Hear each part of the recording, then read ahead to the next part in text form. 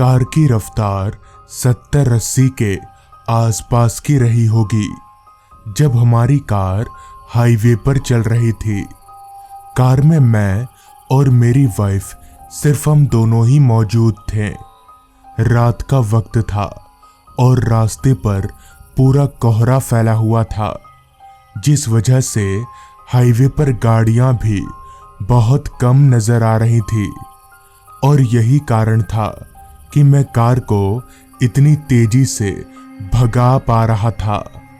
जैसे जैसे रात बढ़ रही थी उस हिसाब से ठंड में भी इजाफा होता ही जा रहा था। पता नहीं उस रात मेरी तबीयत खराब थी या कोई और बात थी, मगर मुझे बहुत तेज ठंड लग रही थी, जबकि ऐसा नहीं होना चाहिए था क्योंकि गाड़ी की सभी खिड़कियां बंद थी और मैंने अच्छे खासे गर्म कपड़े भी पहन रखे थे। उस वक्त मुझे गाड़ी चलाने का जरा भी मन नहीं कर रहा था, मगर मैं कुछ कर भी नहीं सकता था।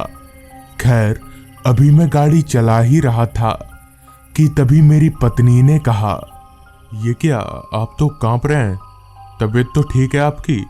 एक काम करिए, गाड़ी को किसी होटल के पास रोकिए, कोई जरूरत नहीं है अब गाड़ी चलाने की। इस पर मैंने कहा, अरे नहीं नहीं, कुछ नहीं होगा, मैं चला लूंगा। और इतना कहकर मैं गाड़ी चलाता रहा। चलते चलते अब हम लोग हाईवे से अलग एक रोड पर पहुंच चुके थे। वो रास्ता हाईवे की तरह एकदम नहीं था। रास्ते के अगल बगल सिर्फ घने लंबे पेड़ ही नजर आ रहे थे। रास्ते पर स्ट्रीट लाइट का भी कोई नामो निशान नहीं था। ऐसा लग रहा था जैसे वो रास्ता इस दुनिया में ही ना हो। मैंने अपनी पत्नी को ये बोल तो दिया था कि मैं ठीक हूं, मगर मुझे महसूस हो रहा था कि धीरे धीरे मेरी तबीयत बिगड़ते जा रही है और अगर ऐसा ही चलता रहा तो मैं बहुत बीमार पड़ जाऊंगा। अभी मैं ये सब सोच ही रहा था कि तभी रास्ते के किनारे मुझे एक छोटी सी टिमटिमाती लाइट नजर आने लगी। शायद वो लाइट किसी इमारत के दीवार पर जल रही थी। मैंने गाड़ी की रफ्तार कम की कि ये सोचकर कि अगर कोई होटल या गेस्ट हाउस वगैरह होगा तो रात भर के लिए रुक जाऊंगा। चलते चलते जब मेरी कार उस लाइट के करीब पहुंची तो मेरा अंदाजा एकदम सही निकला। वो एक गेस्ट हाउस ही था, लिहाजा मैंने बिना कुछ सोचे समझे गाड़ी को गेस्ट हाउस के अंदर ले लिया। वो गेस्ट हाउस काफी बड़ी जगह पर था। उस मैदान में एक ही जगह पर 3-4 गेस्ट हाउस लाइन से बने हुए थे। जिसके बाद मैंने कार को रिसेप्शन के पास में रोका और हम लोग गाड़ी से नीचे उतरे। गाड़ी के अंदर मुझे जितनी ठंड लग रही थी, बाहर निकलते ही वो ठंड दुगनी हो गई। खैर, हम दोनों पति पत्नी चलकर रिसेप्शन के पास गए। रिसेप्शन पर एक अधेड़ उम्र का आदमी कुर्सी पर बैठकर झपकियां ले रहा था। मैंने उस आदमी को नींद से जगाया तो हमें देखकर पता नहीं क्यों उस आदमी की आंखें फूलकर चौड़ी हो गईं, जैसे उसने किसी इंसान को पहली बार देखा हो। खैर, मैंने उस आदमी से कहा, भाई साहब, रूम मिलेगा? इस पर वो आदमी बोला, जी बिल्कुल मिलेगा, आइए मेरे साथ। इतना कहकर वो आदमी हमें एक कमरे की तरफ ले जाने लगा। थोड़ी देर उस आदमी के पीछे चलने पर हम एक रूम के पास पहुंचे। उस आदमी ने रूम के दरवाजे पर लगे ताले को खोला और हम लोग कमरे के अंदर दाखिल हो गए। कमरा ना तो ज्यादा बड़ा था और ना ही उतना छोटा, मतलब रहने लायक था। और हम उस कमरे में रात गुजार सकते थे। तभी उस अधेड़ उम्र के आदमी ने कहा, साहब आप लोग यहाँ आराम से रात गुजार सकते हैं। गेस्ट हाउस के पीछे थोड़ी दूरी पर ही एक गांव है, मैं रात में वहीं रहता हूँ। अगर कोई दिक्कत हो तो आवाज लगा दीजिएगा। इतना कहकर वो आदमी वहां से चला गया। मुझे बहुत अजीब लगा कि आखिर एक गेस्ट हाउस का केयर टेकर रात में अपने घर चला जाता है। खैर, उस वक्त पर मैं अपनी तबीयत को लेकर लाचार था, इसलिए मैंने इस बात पर उतना ध्यान नहीं दिया और चुपचाप मैं और मेरी पत्नी पलंग पर लेट गए। इतनी देर ठंड से जूझने के बाद मुझे राहत तब मिली जब मैं बिस्तर पर रजाई ओढ़कर लेटा। और अच्छी बात तो ये थी कि उस रूम में हीटर लगा हुआ था। मेरी वाइफ तो बिस्तर पर पड़ते ही सो गई थी। गेस्ट हाउस के अंदर और बाहर का माहौल पूरी तरह से शांत हो चुका था। अभी मैं सोने की कोशिश कर ही रहा था कि तभी खामोशी को चीरकर बाहर से आती एक आवाज ने मेरे कानों में दस्तक दिया। वो आवाज ऐसी थी जैसे कोई बाहर जमीन पर किसी लोहे की चीज को घसीट रहा हो। मुझे लगा होगा कोई यहीं का आदमी, और मैं उस आवाज को नजरअंदाज करके सो गया। पता नहीं कितनी देर बाद, मगर जब मेरी आंख खुली तो मेरे कानों में किसी के रोने की आवाज आ रही थी। शायद कोई औरत रो रही थी, और आवाज सुनकर ऐसा ही लग रहा था कि वो आवाज कहीं और अगल बगल से ही आ रही हो। घड़ी में वक्त देखा तो रात के 3:30 बज रहे थे। इस बार मैं उस आवाज को नजरअंदाज नहीं कर सका, क्योंकि हो सकता है कोई किसी मुसीबत में हो।